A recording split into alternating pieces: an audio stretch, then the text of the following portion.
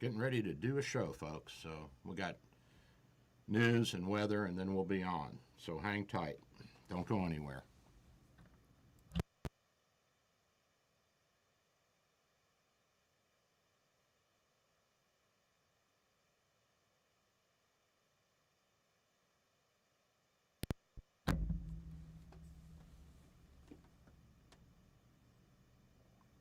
Got a good show today.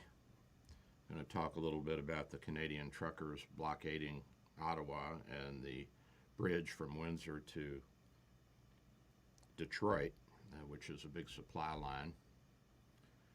See if we can talk a little bit about the football game coming up. We've got Super Bowl tonight. That should be fun.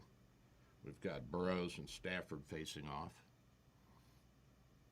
Looks like by most accounts, the Rams have a little edge, 4-point edge on the odds. And then we'll talk some more about the Russian-Ukrainian situation and what kind of sanctions we could bring to bear against the Russians and how that would help or hurt them. Oh, by the way, did you hear that the Clinton campaign paid to infiltrate Trump Tower in the Trump White House? They hired a tech firm to do it and lied to Special Prosecutor Durham on this. We'll touch on that too. And we'll see how far we get, see where we go with all this. And I've got a special guest coming on, my neighbor and good friend, John Blanchard, who is the political liaison for General Motors. And he's going to talk with us about how the truckers' blockade of Ottawa and the bridges coming into the United States affects our cars, our car production, our economy. And this thing's spreading worldwide, by the way, so it should be interesting. Hang in there. We'll be back in a minute.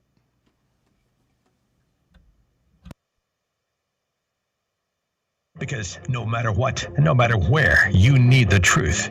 And specifically, if you're listening from Newport Richey to St. Petersburg or from Tampa to the coast, you can get the answer on FM 93.7. Always on AM 860, online at theanswertampa.com. And depending on where you are, on FM 93.7. This is Hugh Hewitt for Town Hall Review. If you're like me, you want more than just facts. You want insight from people you trust. People like Dennis Prager, Michael Bedved, Larry Elder, Mike Gallagher, and of course me, your host each week on the Town Hall Review, a weekly roundup of the news.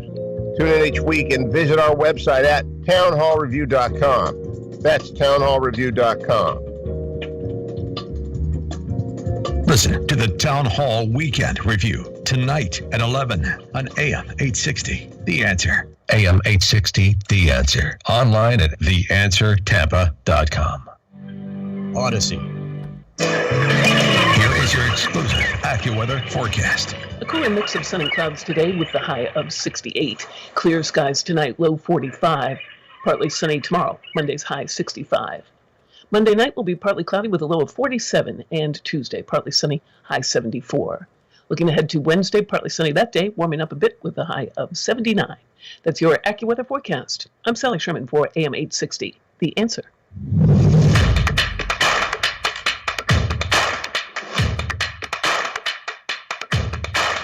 And I'm on. Dr. Bill. Dr. Bill. Are you there? Are you there? I'm here. Are you there? I'm here. I'm here.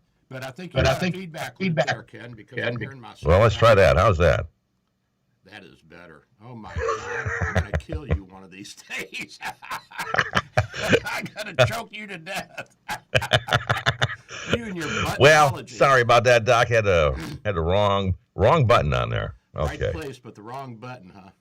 Yeah. Oh, my God. What are you doing today, Doc? How are you doing today, buddy? I'm doing good. We got a big show coming up. It's Super Bowl Sunday, so we've got Burrows and Stafford squaring off out in L.A., and I've got a special guest, John Blanchard, coming on, who is the political liaison for General Motors. So he's a big hitter, and he knows all the high-up executives, and he's going to explain to us how the trucker blockade up in Canada and on the Canadian-American border, the bridges, is going to, or is affecting us, affecting our supply lines and our production of automobiles, because, you know, parts are made up there that are brought down to the United States and vice versa. So should be interesting. And then we'll talk a little bit more about the Russian situation. I'm not talking about COVID today. I've had enough of COVID for a while. Thank you. I'm going to throw up if I have to talk about it anymore. So I came across this. This father, he buys a lie detector robot. Did you hear about that? A what? A lie detector robot. It slaps you when you tell a lie. Okay. So he decides to test it at dinner one night, and the father asks his son what he did that afternoon. The son said, well, I did some schoolwork. And the robot reached out and slapped him. And the son says, okay, I was at a friend's house watching a movie. And Dad asked, well, what movie were you watching, son? And the son says, Toy Story. And the robot reaches out and slaps him again. The son says, okay, we were watching porn. And so the dad says, what? At your age, I didn't even know what porn was. The robot reaches out and slaps Dad. Mom laughs and says, well, he certainly is your son. Then the robot reaches out and slaps Mom. That was the end of that robot. And that's why we'll never have lie detector robots in the house. That robot was immediately put on Craigslist. That's right. So I want to give you a little background about the convoy up in Canada. You know, they had blocked up, the truckers had blocked up Ottawa. I guess they're starting to try to arrest them, and they're trying to get tow trucks to come in and haul these trucks out. You can't do it with just a regular old car tow truck. You need these big wazongas, you know, two and three axle. And of course, the guys that haul those, that tow the big rigs, they're friends with the truckers. So I don't know if they're going to be able to get anybody to go into Ottawa and pull those people out. They did arrest one person.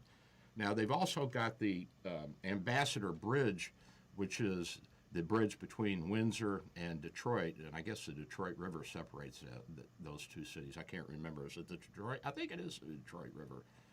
But it's it's a point where a lot of traffic comes through. I've been through there several times, and the lines can back up for a mile, and you know the truckers are stacked up on top of each other. It's a very busy crossing there, and of course a lot of supply comes from Canada to the United States and from the United States back up to Canada for a number of things, auto industry, fuel, whatever. But in a little bit, we'll have my friend John Blanchard. He's going to call in and give us the skinny on how this is affecting his company and the United States in general. And this thing's spilling over into the whole world, Ken. You know, the Europeans, a lot of the countries now, they're rioting and doing the same thing. They're demanding that the mask mandates be lifted. And I guess a lot of the countries are starting to lift them. I think some of the Scandinavian countries are preemptively lifting the mask mandates. I mean, come on, let's just get it over with. If you don't want to wear a mask, don't wear a mask. If you want to wear a mask, wear a mask. But If you don't want the shot, don't get the shot. if you don't want it, I mean, you know, I'll tell you, get the shot. I'll tell you, if you're in a high-risk area, wear a good mask and wear it properly. But if you don't want to, at this point, if we lose another million people, it's not the end of the world. Come on. What do we have, 900,000 deaths so far? Something like that, yeah. So this is... Well, yeah, the choice is yours. I mean, this is a free country, you know. Yeah, and supposedly, purportedly, Canada and Europe are free, or Western Europe are free countries. I guess most of Eastern Europe now, too.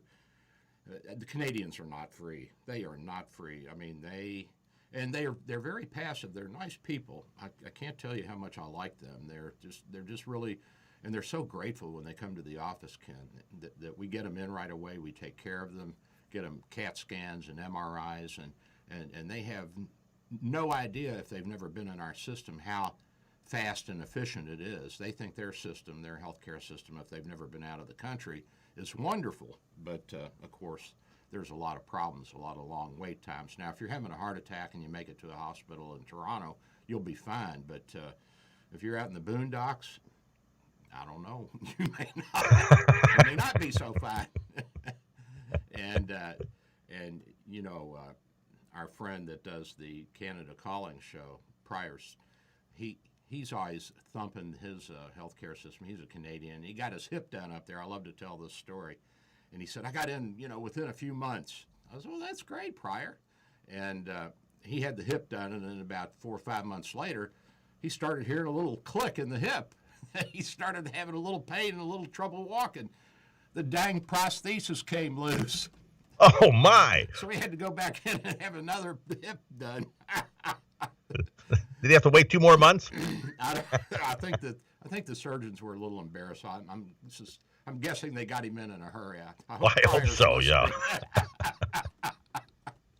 I'm like, yeah, Pryor, your healthcare system is wonderful. I'm coming up there for my hip.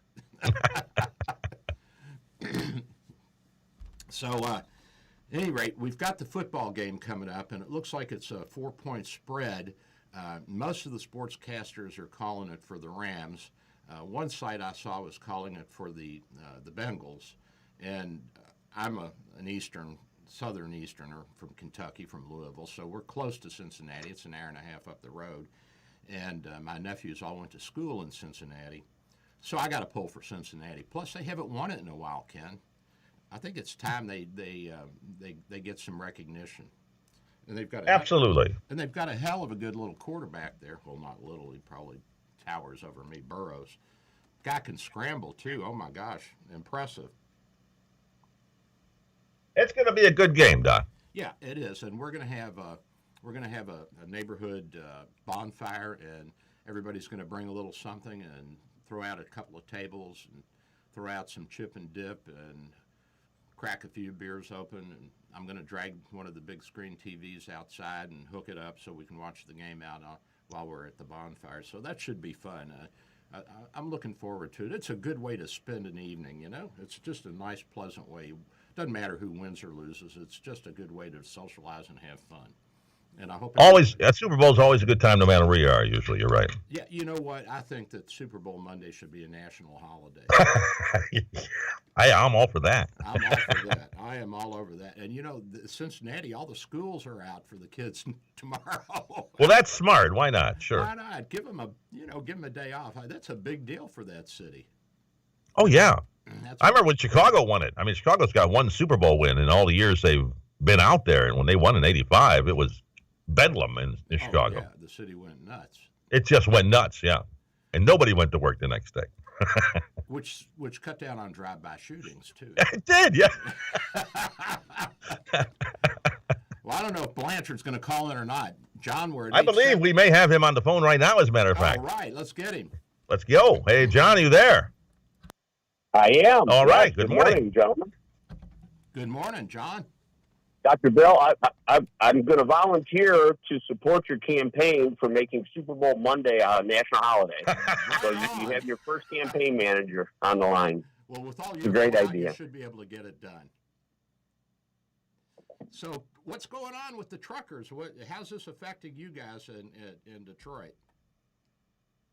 Oh, well, it's crazy.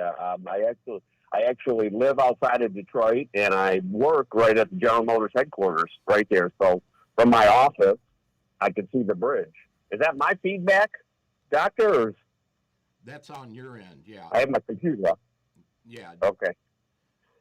So you probably have your... Yeah, I took it off speaker. Maybe that's better. Yeah, take it off speaker. That way you won't have feedback. John, tell us about your role at GM. I know you're a bigwig there. You're like a political liaison for the whole company? Well, General Motors is a big company. I head up local government affairs. So I deal with all of the local communities, the mayors, city councils, county executives across the U.S. And we focus, as you can imagine, on our plant cities, but also our headquarters operations. We have our global headquarters in Detroit, Michigan. So I am a mile from the Ambassador Bridge where all this craziness is going on. Now, how much of your supply chain for parts comes from Canada? I know you have some parts that are made up there. Is that can that hold? Oh, we do. We have a big portion of that. We have operations up in Canada, manufacturing and parts and suppliers, and it's a big piece of the GM business. Not just GM, but the automotive industry goes back and forth. I saw some statistics that 25% of all international trade between U.S. and Canada comes across the Ambassador Bridge, which, as you mentioned, goes across the Detroit River, and it links Windsor, Canada, to Detroit, Michigan. So 25% of the trade, land trade, goes across that bridge. And I've seen estimates that said it's about $300 million a day in goods and services, goods that go back and forth. So when that's shut down, that impacts a lot of the operations. And we're seeing shutdowns in plants and shifts being reduced across the industry. It's happening every day. You see something, another shift, a plant has to take a shift off or close down because they just can't get the materials and the supplies that they need to keep the assembly going. So we have a lot of suppliers up there in Canada. It's a strong partnership between U.S. and Canada for us, for the auto industry. And when those bridges are shut down, not just the Ambassador Bridge, but up in Port Huron, it doesn't get as much visibility, but in Port Huron, between Port Huron, Michigan, and Sarnia, there's the Blue Water Bridge, and there's a lot of traffic that goes back and forth there, too. And so both of them have been shut down, and it starts to significantly impact the business through the auto industry, and not just auto industry, but, the whole economy, because of all the goods and services go back and forth. That's really, I did not realize that 25% came across the Ambassador Bridge into Detroit from Windsor. That is huge. That is huge. That's huge impact. That's a huge impact. And if you can actually go online and they have live cams where you can see the truck traffic, all the traffic coming into the U.S. from Canada, but you can also see another view, if you just Google it, you can see another view of the U.S. traffic going into Canada. And normally, if you watch that, there's trucks and vehicles coming on a regular basis. And I just pulled it up this morning before the call, and it's at a standstill. You don't see any traffic coming across either side of the bridge. So it's a huge impact. Well, then they've still got it shut down because one of the news reports said that they had unblocked the bridge, but I guess now there are people walking onto the bridge protesting. So, and that must be a heck of a headache and nightmare for the border crossing agents on both sides as well. Oh my gosh, they must be going out of their minds. Oh yeah. So this is well, for the economy. This is on top of we all go through the global pandemic that you talk about on a regular basis, and we all live it on a daily basis. And then for the auto industry, we had the computer chip shortages, and then the supply chain shortages, and then now you have this on top of that, and it just continues to impact across the whole industry. Yeah, something interesting. I remember you told me a couple of years ago when this whole pandemic started, and I guess Trump was still in then, and he was talking about respirators and how we were going to make respirators. And you told me that one of your factories had already been turned into a respirator factory. You remember that? Yeah. We actually took one of our plants and turned it into making the ventilators. Yeah. And then also we had another plant that was making the mask early on. So we've converted two of our plants that had some surplus space into making those, and it made a big impact when you really needed them. Yeah, and I mean, we didn't even need all of the ventilators that were made. So I think that you guys ended up selling some to other countries. But I don't. Yeah, I'm not sure if we did, but we had a huge demand, and we had the ability to convert our plants to start to make those. So it was really helpful. That's pretty one of the things you talk about, the impact on what you see. I mean, if you have to buy or lease a vehicle, when these plants can't get the parts and all these other shortages, it really impacts the ability for us to build vehicles. And so if you've been in a dealership recently, if you had to buy or lease a vehicle, you can see that pricing is much higher than it's ever been, and availability is much lower.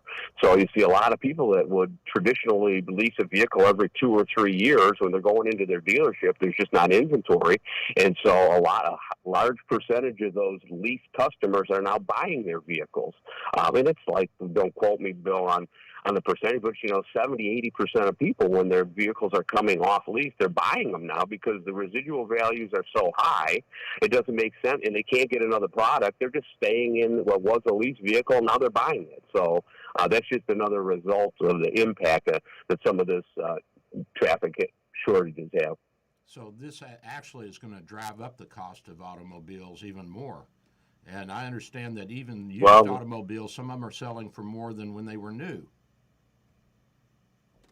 They actually are, and one of the things we're working with the dealers to try to make sure that you don't try to gouge the customer at this point because of that.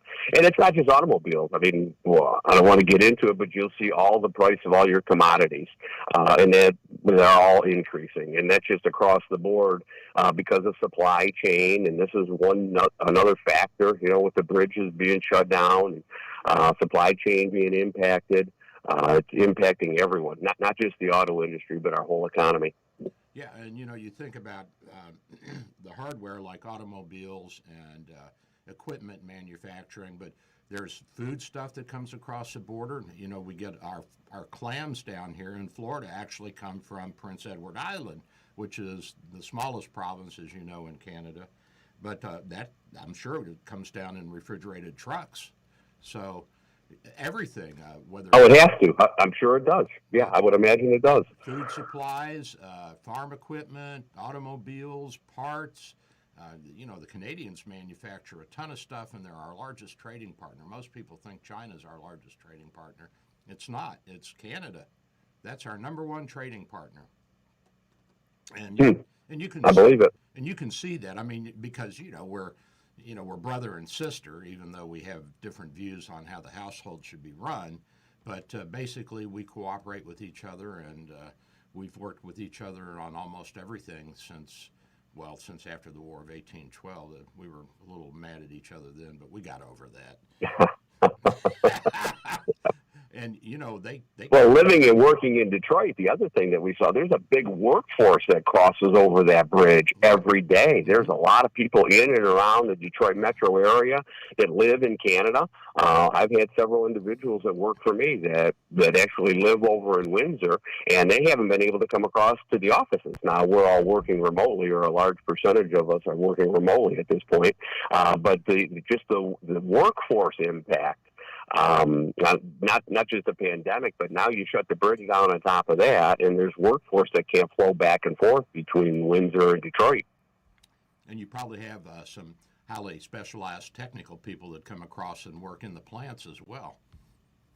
So, oh, absolutely, and a big workforce impact is on the nurses. There's a big hospital chains and medical industry right there in Detroit, and a lot of the nurses come over from Canada to work in Detroit and then go back and forth. So you're living it, and you see it every day. The limit on nurses and resources there, and headcount and workforce, and so the last thing they need is another shutdown of the bridge to impact that even more. And that ripples through the whole U.S. because if there's a shortage of nurses in Detroit and the Detroit hospitals offer more money to nurses, the nurses from down here are going to say, well, heck, I'll go up there and be a traveler. The travelers go up for 3 months. They make a year's worth of salary, and we're short nurses down here in Florida. So it ripples across the whole economy. This whole thing is just amazing. And I don't know why Trudeau just... I would encourage those travelers, if they're going up to Detroit or in the Michigan area, to do it in the summer months. Don't do it now because it's much nicer down here. I know it might be a little chilly and raining today here in Florida, but the weather is much nicer than it is up in Michigan at this point. Well, I was going across, I probably told this story on this show before. I was going across at Niagara Falls one year to head up to Toronto, visit the travel insurance companies, and the Canadian border agent says, "What brings you to Canada?" And I looked around, it was raining, it was 40 degrees. I said, "Well, your beautiful weather, of course." And he started laughing and said, "Come on through." But yeah, we do have better weather, and we've got great food down here. And by the way, if you are going to Canada right now, you have to have a PCR test for COVID. And we have that in the office, John. So we're at 727-384-6411, 727-384-6411. And guess what? You don't have to wait a day or two. It's a 30-minute test. It is a really cool machine. We paid $12,000 for it. And it's actually a PCR-based test. So it qualifies, and it will get you in the border. And there's several other countries around the world that are requiring that if you're going to fly in or drive into them. So keep that in mind. We're at 727-384-6411. And we want everybody to come in and make use of this machine so they don't come and take it from us, because we have like a minimum that we have to use, or they come and rip it out of your hands. We don't want that. So, Interesting. Wow. but it's a good piece of equipment. We also have the less expensive antigen test if you're just going on an airplane trip across the country, because you're supposed to have an antigen test within 72 hours or something like that. So we've got them both, and we've got the vaccine. So come on in and get a shot. And as for Trudeau, now I've never been impressed with this guy. You know, he's his mother's son. I don't know if you remember Margaret Trudeau, guys, but she was quite a party girl. She got around. Absolutely. She was more likely to be seen at a nightclub in New York City than at the State House in Ottawa when her husband was the prime minister. And you know what? I think that Trudeau Jr., I think he was a grade school teacher, if I'm not I think I'm correct about that. I think he was an art teacher in a grade school, but I don't know. How this qualifies him as the prime minister of a major country is way beyond me. But why didn't he just end the mask mandate and cut this crap out? We need to get back to business, if you know what I mean. And Absolutely. And I think it's important that we put this into perspective. How many people are we going to lose? You know what? If we lose another million, it's not going to make a whole lot of difference in the United States. It's just not going to matter. And with all the mask mandates in Canada, they still had a huge surge with the Omicron. They were all locked down, they were all wearing masks, and they still had as big a surge in Omicron as we did. So come on, give it up, guys. It's time to put an end to this nonsense, and let's get back to work. That's my spiel on that. What do you think, John? Oh, I'm not. I defer to you, Doctor. You're the expert in that. I know that we support, the vaccines across GM and across the industry. The mandates are another thing. You have to. I think it might have been Ken. If you want the shot, get the shot. We would encourage you to do that. But the mandates really have impacted so many, not just the big industries, but small businesses. Small businesses are being impacted, and every day you see someone that's shutting their doors, or you try to go to a restaurant and you can't get in because they just don't have the staffing. So I think everybody after 2 years now has had enough of all this. So we're ready to get on to back to, I think, will be a new normal. With a lot of the businesses now are working remotely. We call it working appropriately. And I think that makes sense in some cases. A lot of people don't have to be in there. The service industry, a lot of our engineering, design, technical folks have to be in the office or in the labs working, collaborating with each other. And so I think everybody has just had enough of all this. We thought after the first year, we come into the new year. Last year, we'd get it behind us. It just wasn't the case. So hopefully we're starting to see from a medical side, trends in the right directions. And, the last variant was not as significant, and we just need to get over it. That's for sure. Yeah. We're tired of it. Yeah, and it doesn't mean that I don't support vaccination or wearing masks, because I do. I think it's vitally important that everybody be vaccinated, but I'm not going to put a gun to anybody's head. Like I tell my patients, they say, do I have to do this? And I say, you know what? I'm not a cop. I'm just a signpost. I'm a doctor. If you want to follow my directions, fine, and if you don't, well, there's not much I can do. But the nice thing about not following my directions is usually I get them back. they'll be back sicker later, so it's a good thing Good for me. business. Either way, I'm going to get you, baby. It's like the Undertaker. Either way, he's going to get your butt. All right, looks like we're close to a break, Ken. What do you say? We are. Yes, we are. Enjoyed the conversation, guys. Very informative. Well, if John wants to hang around and talk about anything else, he's welcome to. But for you and me, I am going to go to a break, and we'll be right back. I am Dr. Bill, your radio MD.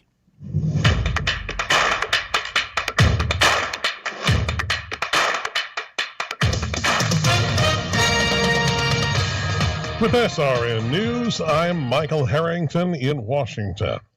Secretary of State Anthony Blinken has met with Japanese and South Korean officials in Hawaii. It happened yesterday.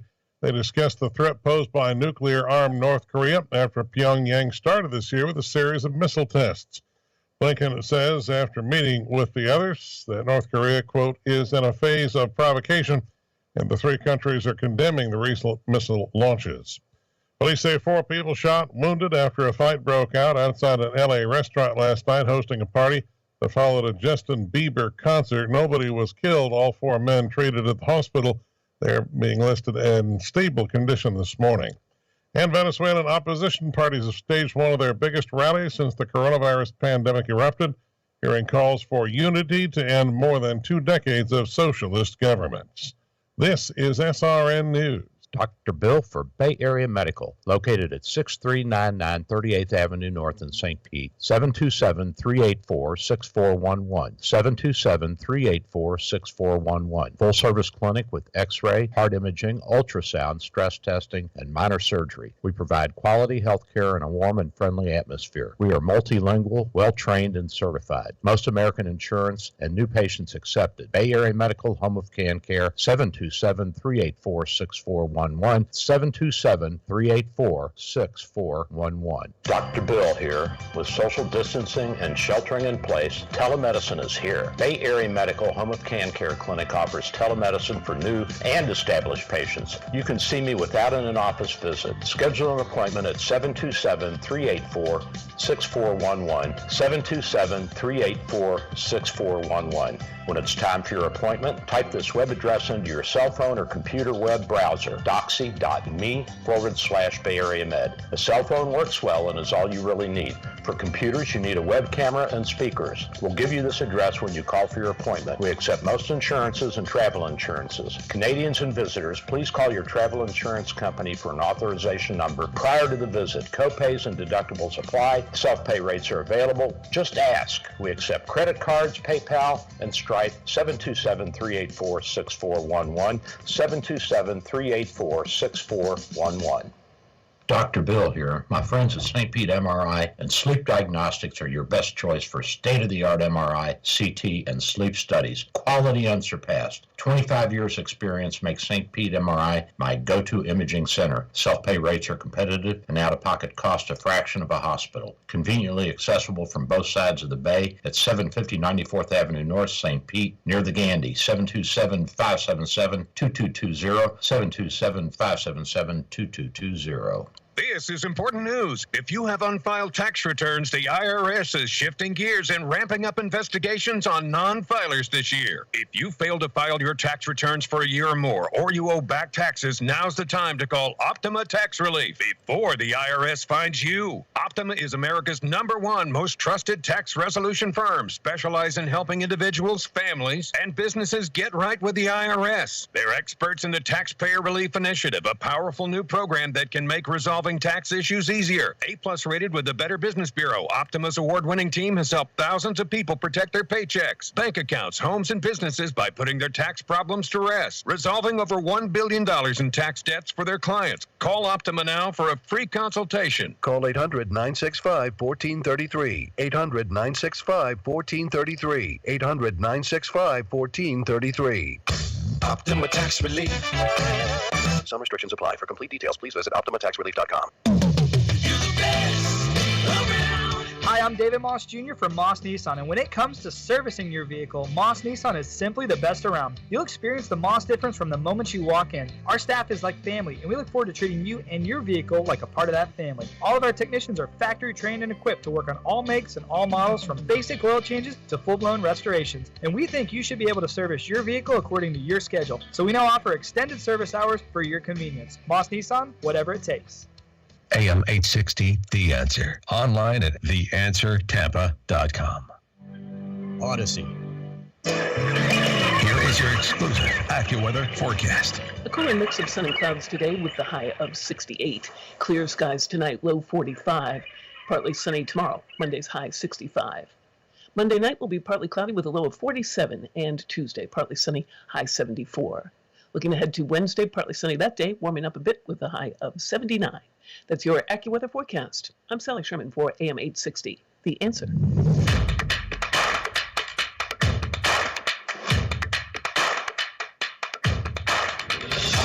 And we're back on a Super Bowl Sunday, and what a great show we're having. Oh my gosh, John Blanchard is That guy's got a head on him, doesn't he? He's a He smart does, and I didn't know we had so much Yeah. going back and forth between Canada and the U.S. He'll probably make me buy the beer tonight now for. Well, God. should get some compensation. He was very He good. should. I'll have to buy him a beer or two. All right, so let's shift gears. Let's take a look at the Russian-Ukraine situation. Eh? Before we do that, let's do our contest. Oh, We haven't yeah, even we got talked a about that yet contest. We today. got a contest today. That's right, too. Dr. Bill, your Radio MD mugs up for grabs. You're the first person who can answer this question. And the question every week always deals with the first half of the show. And this week is no different. Here's your question. Who does the doctor think is going to win today's Super Bowl? We talked about that much earlier, but who's the doctor calling on to win the Super Bowl? If you know, give us a call at 877-969-8600, 877-969-8600. First caller with the correct answer wins the two Dr. Bill, your Radio MD coffee mugs. They are beautiful. We have one sitting right there on our windowsill in front of the sink in the house.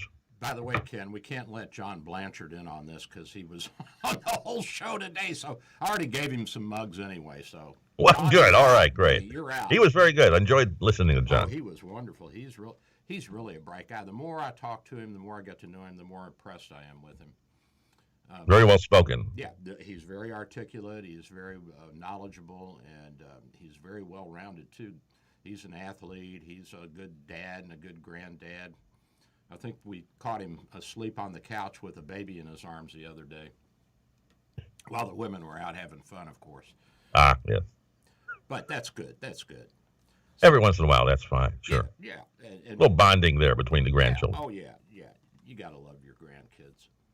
So we've got the Russians sitting on the Ukrainian border. They've got over 100,000 troops, and they're massing ships in the Baltic, and they're doing all kinds of things. Oh, by the way, they ran a U.S. sub out of an area near Vladivostok, which was their territorial waters, where they were holding some, I guess, some maneuvers, some training maneuvers with some of their fleets, and so they said that they ran off one of our subs, but I don't know. How did the sub get in there? Well, these subs are pretty stealthy now. They're pretty cool. They don't make much noise. You can't pick them up, and of course, radar doesn't work underwater, so you have to use sonar.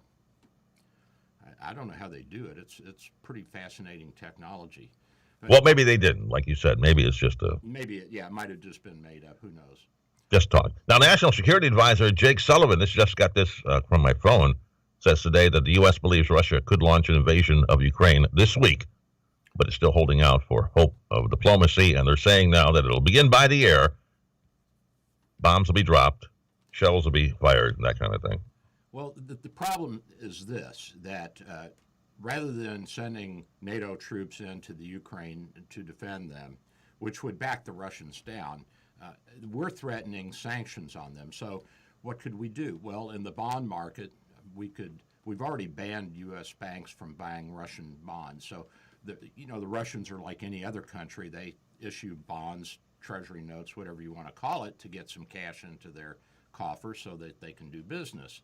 But Washington can go further than that, and they can ban the sale of the secondary market of bonds, where they're packaged and resold with portfolios and retirement plans and big offshore hedge funds and that sort of thing. So that could really damage them, and we did that to the Iranians, and that really put a crimp in their growth and threw them into a recession back in the mid-2015, 2020 era. We can also put sanctions on their corporations and banks because, Ken, a lot of these companies do banking business in the United States because they don't trust their own bank. And so we could impose a full blocking sanction on large Russian banks so that they could not borrow from our banks, energy companies, defense firms, because, a lot of these companies now are private in Russia. They used to be government-owned, but now they've gone private under the fall, or after the fall of the Soviet Union. And so we could put in sweeping prohibitions on all kinds of investments and services to the Russian companies. I'm sure we supply parts for Russian oil companies and drilling and two big targets, according to one article I read in The Guardian, is the huge VTB Bank and Gazprom Bank. So these are two big banks that could be affected. And we've been hesitant to impose sanctions on the Russian oligarchy. And, you know, they are here, Ken. You probably don't realize it, but my son went to school with the daughter of one of the Russian oligarchs who lived in our neighborhood over here in Pasadena Yacht Country Club. And he owned one of the biggest railroads systems in Russia. But he moved everybody over here, and then he'd go back and forth and do business. But we can take action against their companies. The problem is that if we do, all these companies are so interlocked, like Rusal, which is a big aluminum company in Russia. It has a big base in Dublin, and so the Irish are upset. They don't want us to put sanctions on Rusal, on the big Russian aluminum company, because it's going to hurt the Irish state, not Northern Ireland, not part of Great Britain, but the actual Irish. And so family members of Putin who have financial interests, and oligarchs who are his friends who have gotten into these big businesses and become billionaires, well, we can do a lot to hurt them. We can really shut their economy down. Now, we also have SWIFT, which is an international electronic payment system that big companies and big governments utilize, and we can boot them out of that and make them a pariah, and the Russians would have a hard time. It would cripple the transfer of funds and the payments back and forth between the government of Russia and different companies and different governments around the world. So we have a lot of leverage in that respect. Here's the problem, Ken. Here's the problem. An unstable Russia is an unstable world. And if we throw Russia into a recession, which is possible, we could do that. We can cut down the pipeline. We can turn that off that's going from Russia into Germany. And there's a group of German politicians who are saying they're not so sure they want that pipeline anyway. So we can put pressure on the Germans, and along with their own internal political bickering, we can force the Germans not to use Russian gas and not to use Russian oil. And this is going to be another blow to their economy. So, look, you got an unstable Russia, and I've said this for decades. An unstable Russia is an unstable world. You want to start a war? Destabilize Russia. Because what are the Russians going to do? They're going to get mad. They're going to look for somebody to beat up on. And what can they do to us economically? To us? Not much. There must be something. They must have. I know they sell a lot of minerals to us that we use to make semiconductors. We don't get that much from them. We get it from China and from Chile and from Canada, but we don't get a whole lot from Russia. Now, the Russians could affect the gold market. They can dump a ton of gold into the gold market and bring the price of gold down. How will that affect us? I don't know, because we're not on the gold standard. It probably would not affect us that much. Do they have that much control over us? No. Their economy is maybe the 10th or 11th largest in the world, and we're still number one. I mean, we're huge. Even Mexico's got a bigger economy than Russia does. Did you know that? I did not know that. Yeah. So they really are limited to just military action, pretty much. They're limited to military action. I mean, they can appeal to China, but the Chinese are going to step back and say, if those kind of sanctions can be put on Russia and cripple them, can the West and the United States do the same to us? Yes, we can. We can put an absolute embargo. We can halt all incoming goods from China. Would that hurt us? In the short run, yeah. But, you talk about things like chips, like John Blanchard was talking about. We actually have a pretty healthy chip manufacturing process. But they're generally higher-end chips. So the lower-end chips are coming from China right now, and I would guess that those are the kind of chips that go into cars and toys and that sort of thing. The higher-end chips go into higher-end computers and then into the military equipment and jet planes and that sort of thing. And, of course, there's a bigger profit margin. So, of course, Intel and different companies are going to AMD. They're going to focus on where the greater profit is. But we can make cheap chips. We just need to ramp up our abilities in terms of production. And I think that Intel announced that they're opening another plant down in Texas in the near future to ramp up production of chips. I'm guessing it's going to be the lower end chips. Well, it's about time. I mean, we can't do this anymore. We can't outsource everything because we get trapped. We get suckered into it in the end. And the other thing are generic medications. We've had a shortage of different medications around the country, different IV fluids and different things in the hospital, and even in our office. We had a shortage of Depomedrol, which is an anti-inflammatory in the cortisone family. We use it to inject joints and muscles and for allergies, allergic reactions, that sort of thing. And we couldn't get any for a month or two. So we had to go to another higher-priced product called Celestone. And so we really are impacted by the supply chain crisis and the trade between the United States and China. And we can manufacture these things here easily. Why don't we? Well, It costs more. It costs more. It's a more higher labor cost. And the other thing is the litigation, because the lawyers in the United States will look for, they will actively go after a drug and look for some reason to sue the manufacturer and say, see, you did this on purpose. You made these people lose their left ear by using this medication. And so we've got not only the labor cost and the raw goods cost, we also have the cost of legal fees and protecting ourselves against the lawyers. It's really a quagmire. Now, the problem is that Congress, the conservatives in Congress, would like to have some kind of limitation on the torts rewards, on the lawsuit rewards that these lawyers are getting from these big companies. You see on TV now that Parkinson's is caused by one of the herbicides that's been used throughout the United States for a number of years.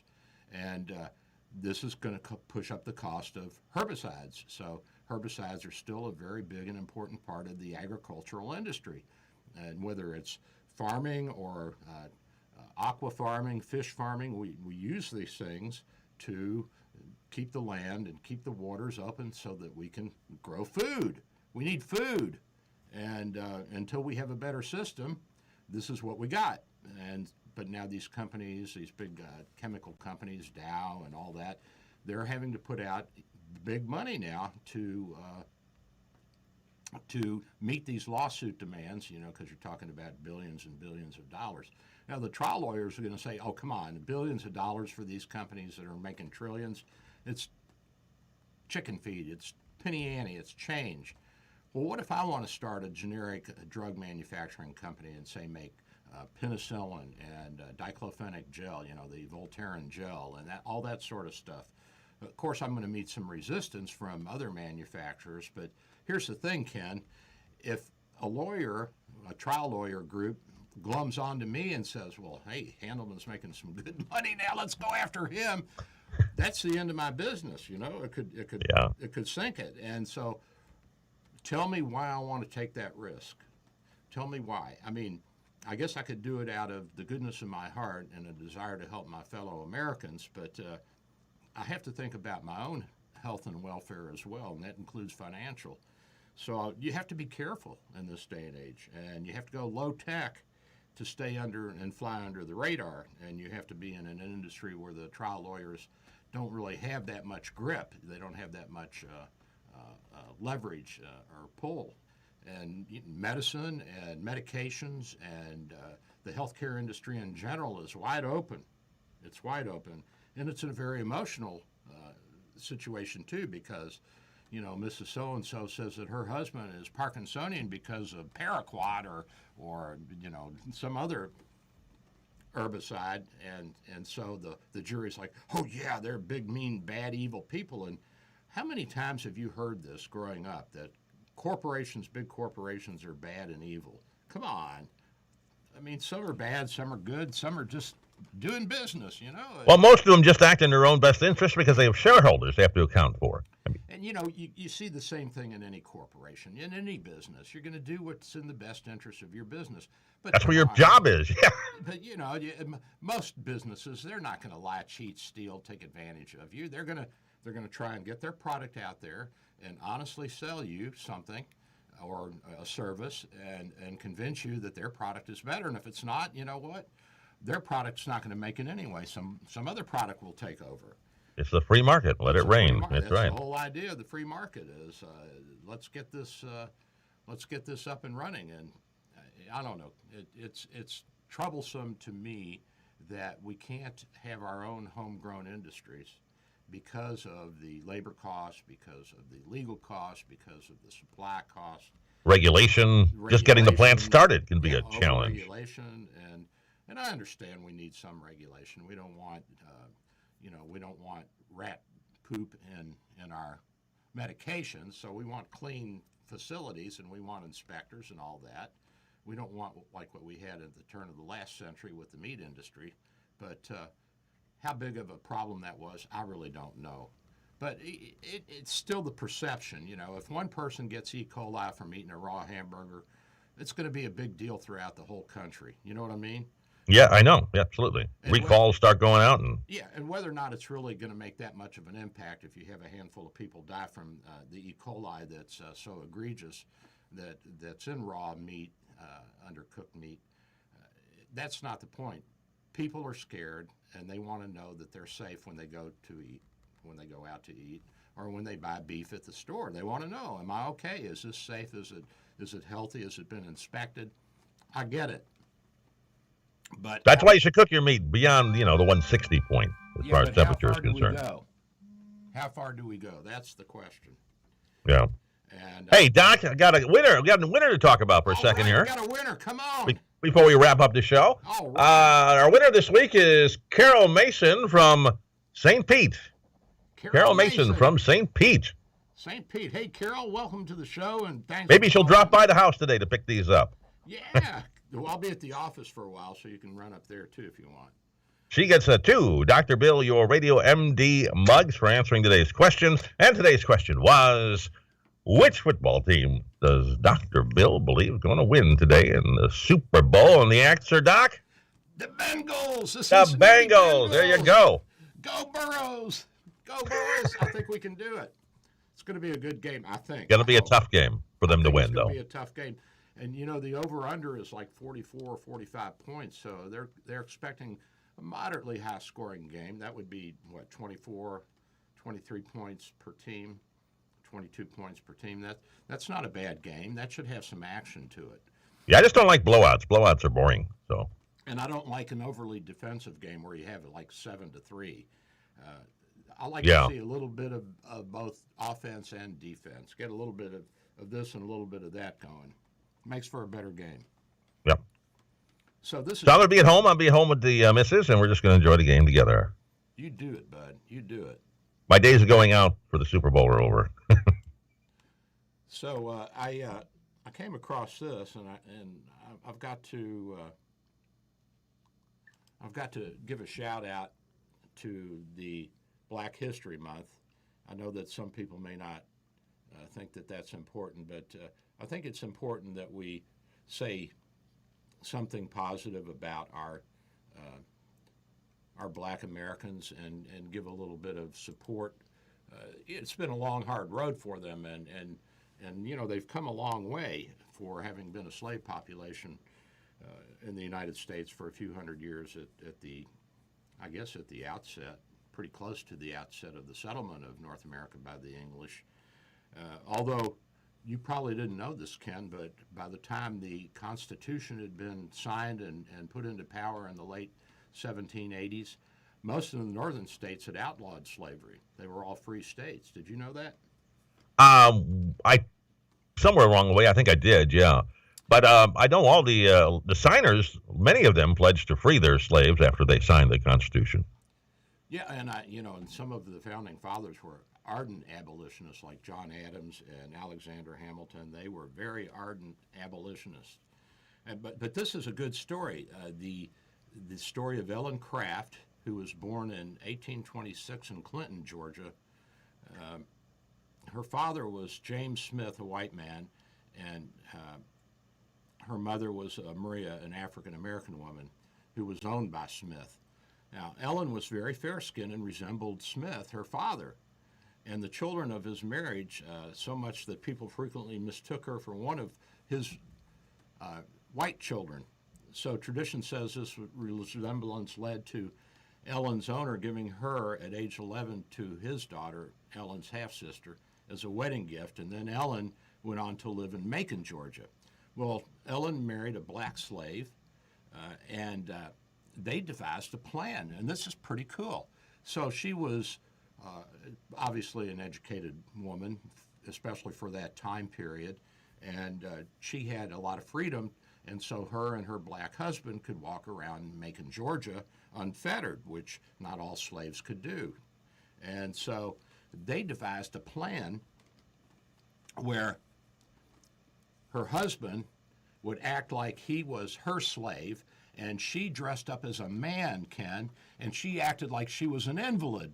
And so they pulled this off, and they worked their way up to freedom. They got out of the South and worked their way up to freedom. Now, there's probably more to the back end of the story that we don't know, but, this is a fascinating story, and it goes and shows the ingenuity of Americans, and I don't care what color you are, just the raw, sheer ingenuity of it. I love it. It's a great story to tell for Black History Month, and they fooled a lot of people, worked their way up through the South into the North, got to freedom, and there you have it. That's a pretty neat story. Pretty neat. I never heard that before. Yeah. Yeah, these stories, a lot of these stories are questionable, but I can see that happening. I could see it. And they actually have pictures of her and her husband, and she dressed up. She looks like a white guy with a big nose. She looks like she could be an Italian or a Greek, And good for her. Good for her. Well, I'm glad they made it. They lived happily ever after. And so slavery in the United States, it was a bad thing, no doubt about it. We fought a civil war over it, and it's time that we put all this behind us and move on. And the constant need to keep bringing this up by the left is nothing but a political ploy and a way of stirring up people and trying to divide us as a people. And I can understand the dismantling of the statues and things like that. It's part of our history. Yeah, I mean, it's history. Why throw your history away? Exactly. If you forget your history, you know what? You're going to repeat it. A lot of terrible things happened in the Roman Colosseum, but they didn't tear it down. They didn't? No, it's still there. You can go see it. I've been there. It's great. Oh, my God. Oh, yes, that's right. I saw it. I was in Rome. You're right. It's still there. I think I saw some gladiators. A lot of people got eaten by lions there. So. I thought I saw some gladiators and some lions coming out after one of the shows there. But that was a tourist thing. Oh, that was a tour. Oh, okay. Yeah. I got you. So you give them $5 and they'll do a little show for you. Do you know they used to have sea battles in there? They'd get little. I know. They used to flood the place. They flooded it. They had little miniature ships. Unbelievable. And it was. I would have loved to have seen it in action, sort of. And they had elevators, operated by pulleys, and they'd pull fighters and lions and displays and shows up into the arena and drop things out. It was pretty cool. It was a pretty neat thing they had. It was like a great play on Broadway. Yeah. And do you know that Leonardo da Vinci finished his career doing stage sets? Did you know? Get out. No. Thank you for listening to Dr. Bill, your we're out of radio time. MD. Oh my God, Join bye. Dr. Bill every Sunday morning at 9 for more insight. Say bye, Doc. Bye.